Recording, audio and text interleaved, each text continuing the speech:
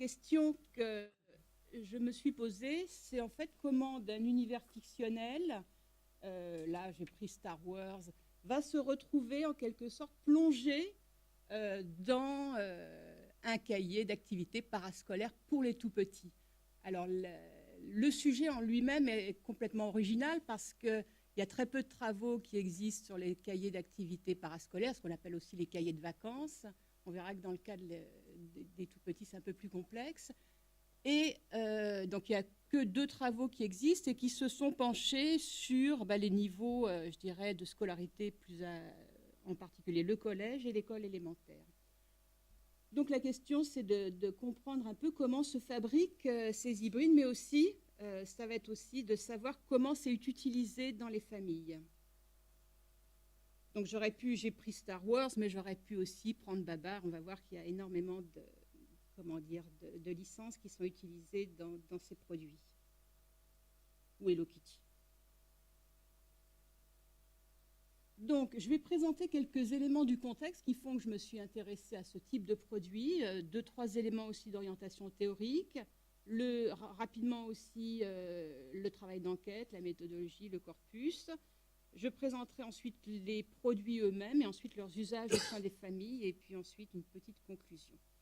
Et donc, j'ai 30 minutes. Voilà.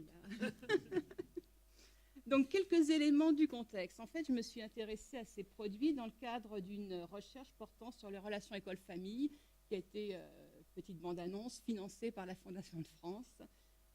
Les relations école-famille sont quelque chose de très complexe et nécessitent différentes formes d'analyse. Pourquoi c'est très complexe? Parce que ce n'est pas seulement des relations entre les personnes, en particulier entre les enseignants, les parents, les enfants et aussi le personnel de service, mais que ces relations école-famille vont pénétrer à l'intérieur même du tissu familial. C'est aussi très complexe parce que l'école maternelle, ce niveau de scolarité, a beaucoup évolué ces 30 dernières années et on peut, je dirais, caractériser cette évolution de l'école maternelle par ce que j'appelle une scolarisation qui se pose à 3 niveaux, au niveau de son curriculum, au niveau de sa position par rapport à l'enseignement obligatoire et puis au niveau de son évaluation, qu'il s'agisse de l'évaluation de l'institution elle-même, à quoi elle sert. Donc elle s'est retrouvée orientée très précisément vers la question des inégalités sociales de réussite scolaire, l'école maternelle devant préparer l'école élémentaire, mais aussi assurer la réussite scolaire future des jeunes enfants. Et puis évaluation aussi des élèves eux-mêmes. L'évaluation se pose à 2 niveaux, l'évaluation de l'institution et l'évaluation des élèves, c'est-à-dire des batteries de livrets d'évaluation, une évaluation des compétences. Et tout ça va effectivement être très important dans les produits qu'on va trouver. Je me suis intéressée aux pratiques familiales en me posant la question des objets. C'est-à-dire que dans les pratiques familiales, il y a encore une fois des interactions entre les acteurs, en particulier donc enfants et parents, mais ces interactions, en général, elles ont des supports, elles ont des objets.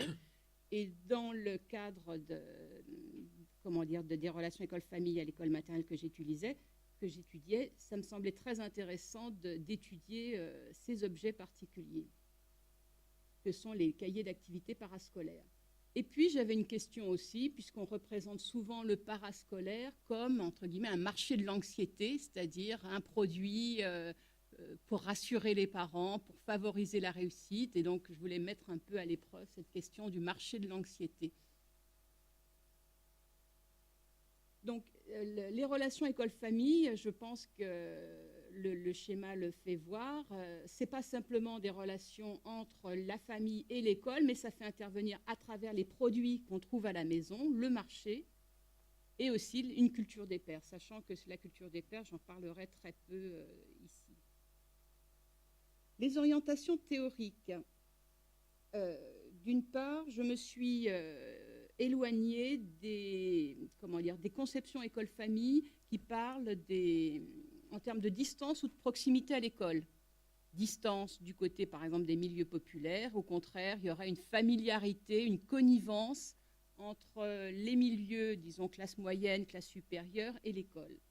Donc ce vocabulaire-là, je trouve, est très problématique. Donc, mon choix est bien sûr une sociologie pragmatique et réflexive qui va montrer le rôle des objets dans l'action et la coordination de l'action. C'est-à-dire que ce n'est pas parce que les milieux sociaux sont différenciés qu'on ne peut pas trouver justement dans la famille des objets qui vont remettre en cause ces questions de catégorisation, qui vont construire en quelque sorte une culture familiale. Ensuite, se pose la question de, quand on travaille des objets dans l'action, des objets dans ce qu'on pourrait appeler la socialisation familiale, eh bien, se pose la question de la matérialisation, la matérialité des objets et leur production, c'est-à-dire revenir aussi au développement d'un marché de produits pour la petite enfance, qui était un des éléments forts d'une des premières études qui a été faite sur l'école maternelle, le travail de Chamboredon et Prévost, en 1973, qui parlait déjà à cette époque-là d'un marché de la petite enfance. Mais à l'époque, il n'y avait pas encore de cahier de parascolaire, j'y reviendrai, pour les tout petits. Quelques éléments méthodologiques. Donc, c'est un travail d'enquête qui a été mené en 2 phases. Une phase qui s'est intéressée à des enfants en petite section, qui a été regardé précisément qu'est-ce qui se passait dans les classes, qui a interrogé les enseignants, qui a interrogé aussi les ATSEM, c'est-à-dire le personnel de service. Et ce travail d'observation aussi dans les classes, et ce travail a été, on va dire, prolongé, puisque 2 ans après avoir interrogé les parents, les enseignants, etc., je suis revenue dans les écoles et j'ai interrogé à nouveau les parents. Et c'est à cette occasion-là que je me suis posé la question, qu'est-ce qui avait évolué dans les familles, entre la petite section et la grande section, en quelque sorte, quels apprentissages les parents aussi avaient fait de l'école, mais aussi quels accompagnements ils avaient, ils avaient proposé à leur enfant par rapport à ce que leur enfant vivait et ce qu'eux-mêmes vivaient à l'école maternelle. Ce retour 2 ans après pose la question de la réflexivité des acteurs, c'est-à-dire la capacité des parents à, en quelque sorte, objectiver des apprentissages, à objectiver la manière dont ils s'y prennent avec les enfants, la manière dont ils ont, en quelque sorte, intériorisé ou pas l'orthodoxie scolaire. Et puis, donc, c'est uniquement dans la 2e phase de cette enquête que j'ai posé aux parents la question de ces objets, les cahiers, est-ce qu'ils les utilisaient, comment ils les utilisaient, qui était à l'origine de la demande, est-ce que c'était le parent, est-ce que c'était l'enfant.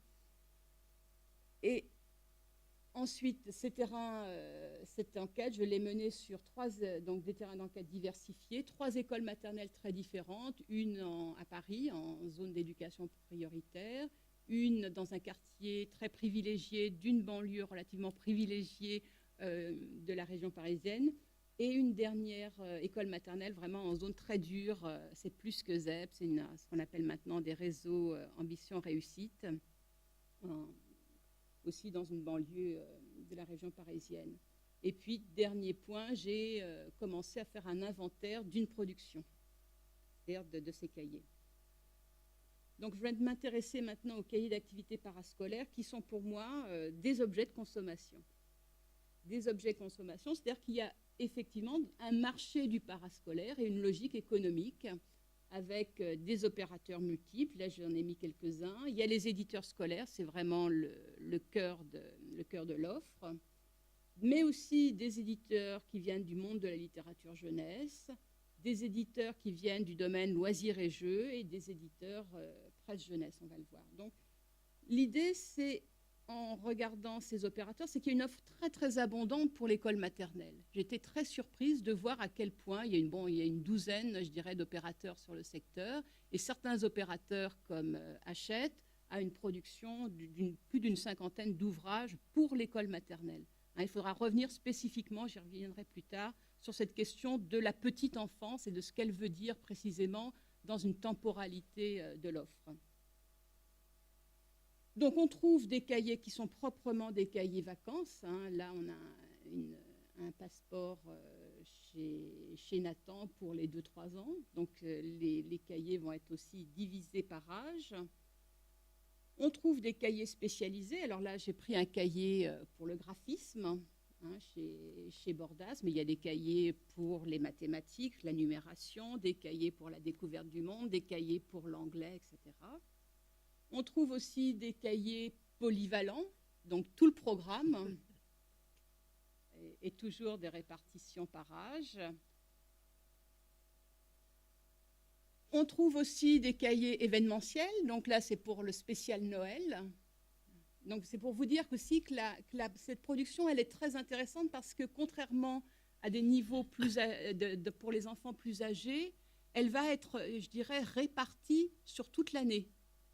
Alors que les cahiers de vacances, vraiment, la grande offre, c'est vraiment, vous voyez dans les supermarchés, c'est le mois de juin, juillet, enfin début juillet, où vraiment les têtes de gondole sont occupées par ces cahiers. L'idée étant qu'il y a effectivement ce que les marketeurs appellent des achats d'impulsion, c'est-à-dire des achats sur le lieu. Quand on voit ces objets, on les achète. Ce n'est pas forcément des achats, je dirais, réfléchis à long terme. C'est aussi une question de prix. Les prix sont relativement, alors toujours discutables, hein, mais relativement modiques, puisque ces objets sont vendus à partir de 3 €. Sur les marchés populaires, on en trouve à 1 € même, hein, des produits parascolaires. Ce qui est aussi très intéressant de noter, c'est des frontières très floues entre le cahier parascolaire et le cahier de jeu. Je vais vous montrer 3 exemples sur la licence Cars de Disney. Là, on a un cahier parascolaire, donc maternelle, grande section. On a effectivement le titre maternelle, grande section, et puis on a des domaines d'activité qui sont ceux relativement des programmes de l'école maternelle, c'est-à-dire lecture, écriture, maths, découverte.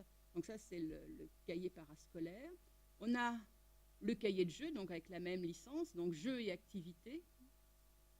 Et puis, on a ce que j'appelle un cahier composite qui joue à la fois sur des apprentissages. Donc, on a je colorie, je dessine, j'apprends à compter, je commence à écrire, je joue.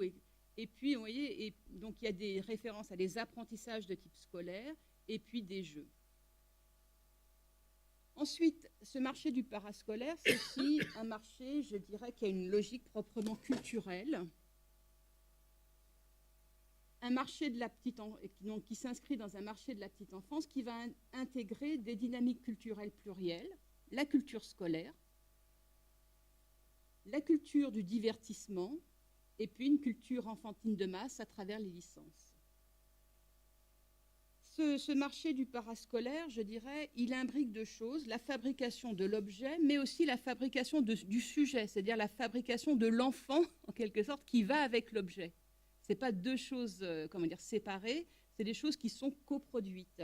À la fois l'enfant et le destinataire, on va voir que c'est plus complexe, et l'objet.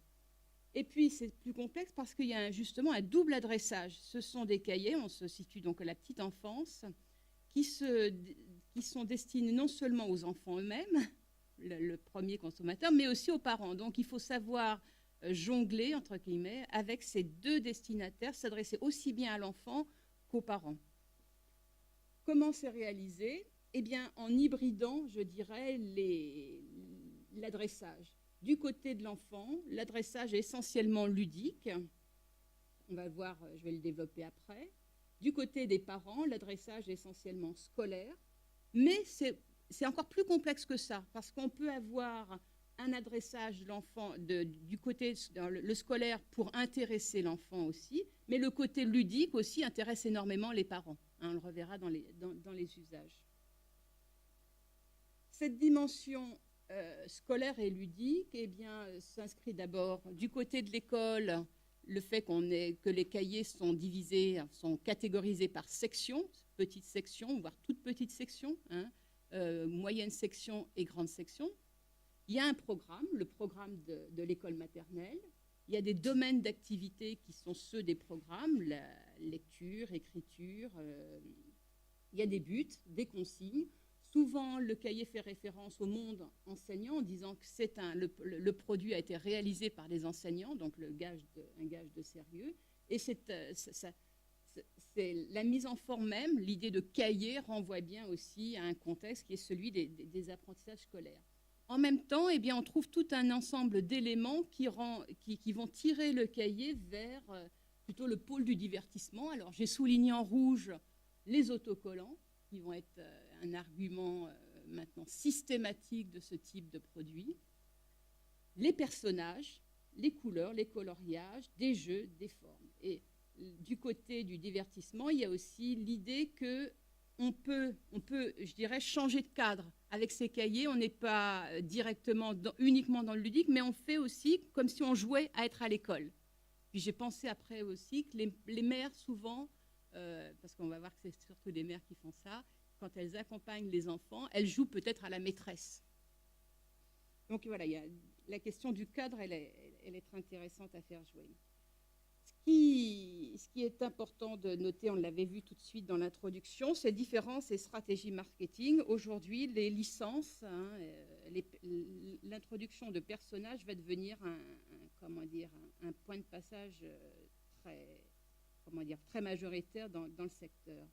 Diffusion des licences, donc je vous ai mis quelques éditeurs et quelques licences qui sont utilisées actuellement, donc Éclair de Plume, Star Wars, Spider-Man, Schtroumpf, Hello Kitty, Sarah Kay, Hatier, Hello Kitty, Babar, Monsieur et Madame, Hachette, Hachette uniquement Disney, Princesse, Car, Mickey, Planes. Et Hachette se distingue aussi parce qu'il y a plein d'autres cahiers qui n'ont pas de licence, comme le cahier passeport que je vous ai montré tout à l'heure. Casterman avec Martine, Sarah Kay encore. Playback, Nathan avec Choupi, Maya, Daniel et Valérie. Playback, Les Petits Incollables. Milan Presse, qui s'y est mis avec Oui Oui, qui a développé depuis cette année en liaison avec France Télévisions des cahiers Zouzou, Les Petits Champions de la maternelle. Et puis, il y a plein d'autres opérateurs, Rue des Écoles, Magnard, Bordas, Belin, Grunt, GJ Édition, il y a une offre importante aussi, le Club Libre et y compris Le Gendre, qui est une entreprise de cours particuliers à domicile qui produit eux-mêmes leurs cahiers de vacances, mais là uniquement pour la grande section. Donc voilà, il y a le bilan qu'on peut faire, c'est que ce monde des licences est, je dirais, en expansion. Ces cahiers procurent des immersions très inégales. On peut distinguer donc une immersion narrative qui va être très faiblement développée. En particulier, là où elle est plus développée, c'est le cahier Star Wars, parce qu'il y a effectivement une interactivité entre le contenu même du cahier, où il y a des histoires, une bande dessinée. Les bandes dessinées sont intégrées dans le cahier. Il y a aussi l'interactivité au sens où on fait parler les personnages et c'est l'enfant lui-même qui doit remplir les bulles dans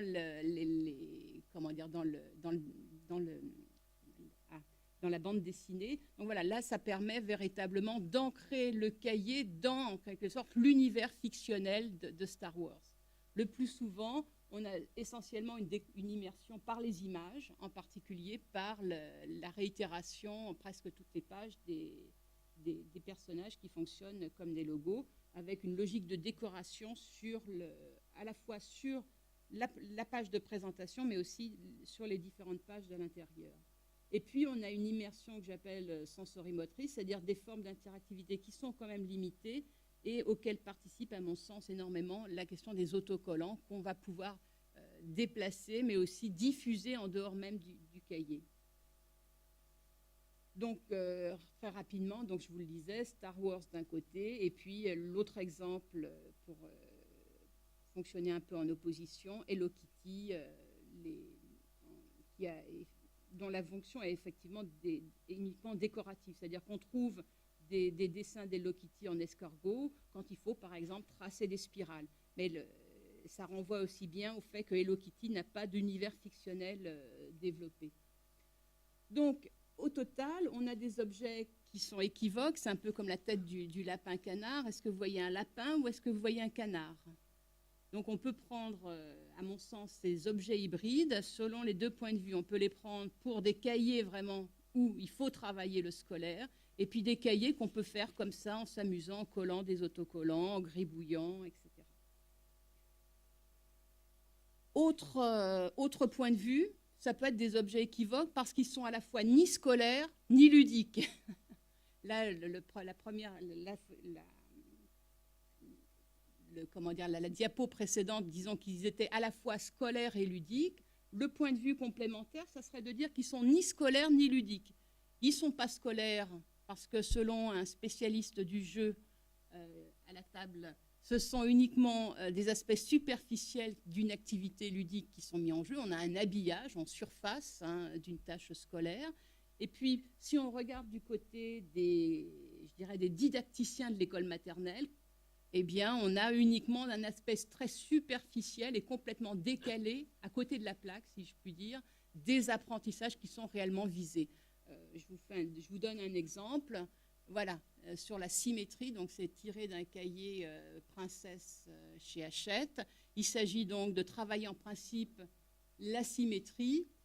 Donc, d'un point de vue d'un didacticien des mathématiques et de la géométrie en particulier, il n'y a rien de symétrie là-dedans, c'est-à-dire qu'il n'y a pas de véritable travail sur qu'est-ce que c'est que la symétrie, la notion d'axe, la notion d'axe de symétrie ou de point de symétrie, etc. Et puis du côté du spécialiste du jeu, peut-être qu'il reprendra la parole après, mais il n'y a rien de ludique là-dedans, il s'agit simplement de compléter, de coller un autocollant, etc. Donc, vous voyez, c'est des objets que je trouve particulièrement intéressants parce que particulièrement ambigus et équivoques. Donc, il me reste très peu de temps, c'est ça, hein? Une dizaine de minutes. Voilà, donc je vais passer maintenant. La question, vous voyez, quand on a des objets aussi problématiques que ça, la question c'est qu'est-ce qu'en pensent véritablement les personnes qui les utilisent, c'est-à-dire non pas chercher la signification en elle-même de ces produits, mais leurs usages. Quels sont les usages qu'ils en sont faits? Donc, je vous passe l'échantillon de famille qui a été interrogé. Donc, on trouve dans ces familles des non-usages qui correspondent à un quart de ma population, des non-usages qui sont, dans un premier temps, non voulus. Non voulus au sens que les parents sont complètement passés à côté de ce type de produit. D'une part parce qu'il y a l'obstacle de la langue française, et donc il y a des familles étrangères ou d'origine étrangère qui sont incapables, enfin qui ne repèrent pas ce type de produit. Il y a aussi des familles qui utilisent un soutien à domicile, mais sur le typiquement scolaire sans utiliser ces produits. Et puis, on a, dès la grande section, des enfants en difficulté dont l'école, demande aux parents de contribuer eux-mêmes à, du vrai travail scolaire pour déjà essayer de compenser ces difficultés. On trouve dans ma population des refus d'usage, c'est-à-dire une position très critique par rapport à ces cahiers. D'une part, une critique de la pression scolaire que ça fait peser du côté des parents et du côté des enfants. Donc, je pense que certains d'entre vous ici s'y reconnaîtront.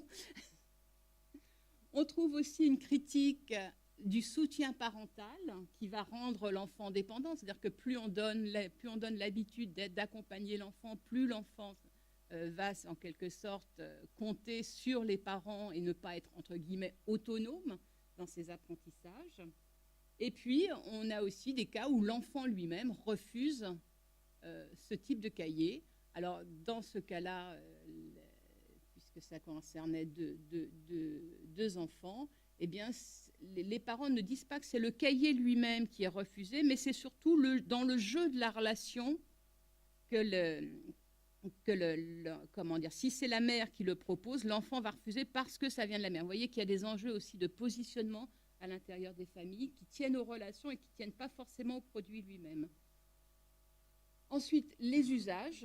Donc là, dans mon échantillon, la moitié des parents utilisent ces cahiers. Alors, un seul usage est lié à l'école maternelle. C'est-à-dire, dans un seul cas, c'est l'usage du cahier est fait l'objet d'interactions, fait l'objet d'un dialogue entre le parent et l'enseignant, la professeure des écoles de la classe de l'enfant. Ça veut dire que ces objets ne sont pas prescrits, sauf exception, dans les écoles maternelles. C'est vraiment une initiative des parents que de les acheter. Ou pas d'ailleurs, hein, on a vu. Donc, des usages qui vont valoriser, entre guillemets, la demande de l'enfant. Souvent, les parents vont me dire, c'est l'enfant qui le demande. Ou alors des demandes qui vont être en quelque sorte mimétiques. C'est parce que dans la fratrie, les enfants, les grands, font leurs devoirs, que pour occuper le petit, on lui donne un cahier. Donc, il y a l'idée aussi chez ses parents que c'est l'enfant qui le demande et que ces objets sont attrayants et que ils satisfont la demande des enfants et qu'ils lui permettent aussi de faire, entre guillemets, comme les grands, avec son propre cahier. Il y a aussi des accompagnements non systématiques, voire un usage autonome par l'enfant. C'est-à-dire que ce n'est pas parce que les parents l'achètent qu'ils vont être précisément en train de faire le cahier régulièrement aux enfants. On sait très bien que, il y avait des statistiques là-dessus, qu'au niveau plus grand, il y a très peu de cahiers qui sont terminés. La plupart du temps, ils sont commencés mais jamais terminés, ces cahiers. Ensuite, donc, l'intérêt de ces cahiers pour les parents, c'est à la fois de différer et d'anticiper la pression scolaire. C'est pour ça que c'est très intéressant. Je dirais le contenu équivoque du cahier, pour moi, renvoie très bien à une position équivoque, ambivalente, une sorte de compromis entre deux impératifs qui se posent aux parents. D'une part, différer la pression scolaire. On est, entre guillemets, qu'à l'école maternelle, comme disent les parents, ils ne passent pas le bac cette année, donc il faut différer, il ne faut pas mettre la pression, mais en même temps, il faut anticiper sur non pas la réussite, mais le risque de l'échec. Donc, on a à la fois un accent sur le ludique, on met en valeur l'innocence et, entre guillemets, la spontanéité du jeune enfant. Il le fait quand il veut, etc. On a l'idée de différer la pression scolaire, son emprise aussi sur la vie familiale. Hein, c'est très fort, cette emprise du scolaire sur la vie familiale. Et puis, on a aussi l'idée de différer un agir stratégique, au sens où les véritables décisions par rapport à l'enfant vont se jouer après. En particulier, non pas à travers des cahiers, mais à travers le choix de la bonne école. Et ça se pose beaucoup moins, cette question-là se pose beaucoup moins au niveau de l'école maternelle, où les parents sont, entre guillemets, beaucoup plus ouverts sur l'hétérogénéité sociale des écoles. Donc, l'idée, cette prime éducation, ces cahiers sont vraiment très particuliers pour moi à la petite enfance, puisque, d'une part, ils évitent, ils vont créer une posture des parents qui n'est pas, entre guillemets, l'imprévoyance des classes populaires, hein, où traditionnellement, c'est le travail d'Anne Larot aux États-Unis qui distingue les classes populaires qui auraient l'idée d'une croissance naturelle des enfants, il faut les laisser faire, etc. Et puis au contraire, les classes moyennes qui vont planifier, qui vont mettre le paquet sur le scolaire. Donc on est là sur les cahiers d'activités parascolaires, en quelque sorte, joue un peu sur ces deux créneaux-là, à la fois sur la spontanéité de l'enfant, le fait qu'ils sont petits, qu'ils ont besoin de jouer, qu'ils ont besoin de se raccrocher à des personnages forts, et puis l'idée qu'il faut quand même les mettre le pied à l'étrier du point de vue scolaire. Donc, au lieu d'avoir une tension entre le présent et le futur, on a une sorte, ce que j'appelle moi la vigilance, c'est-à-dire une troisième posture, hein, une autre manière d'avoir prise sur le futur qui consiste à être ancré dans le présent et puis accompagné au quotidien entre le sérieux et le plaisir. Donc ménager ces deux postures à la fois. Et donc construire une connaissance en pratique de l'enfant pour les parents qui fait à la fois confiance aux enfants, mais aussi être vigilant sur la question du risque d'échec scolaire. Les limites de cette analyse exploratoire, elles sont bien sûr multiples. Je voudrais passer rapidement à la conclusion. Je pense que ces cahiers d'activités parascolaires pour la petite enfance sont très significatifs d'une recomposition du paysage éducatif qui marque à la fois l'emprise de l'école maternelle, ça bien sûr, mais aussi l'emprise des logiques marchandes dans le secteur de la petite enfance. en dehors de l'école maternelle elle-même, en dehors même, je vous l'ai dit, de toute prescription de l'école maternelle. Sauf que, je vous l'ai dit tout à l'heure aussi, les transformations institutionnelles de l'école maternelle ont bien sûr mis le paquet sur le caractère véritablement scolaire de l'école maternelle. C'est plus du préscolaire, c'est une véritable école avec ses programmes, ses didactiques d'enseignement, etc. Et puis donc, les questions qui se posent, c'est effectivement pouvoir avoir une dimension, je dirais, historique dans l'analyse de la production de cette offre, c'est-à-dire voir exactement quand est-ce qu'elle a émergé, quand est-ce qu'elle s'est développée, et pouvoir mettre cette évolution historique de ce marché en rapport avec les évolutions institutionnelles de l'école maternelle. Et puis, la deuxième question que pose ce type de produit, c'est le processus de conception et de circulation des biens culturels. Et donc, d'analyser à la fois ce double adressage, comment il est véritablement construit dans ces produits, en examinant les produits en train de se faire, pour ainsi dire, et puis donc l'analyse des temporalités et des incertitudes. Merci de vos questions.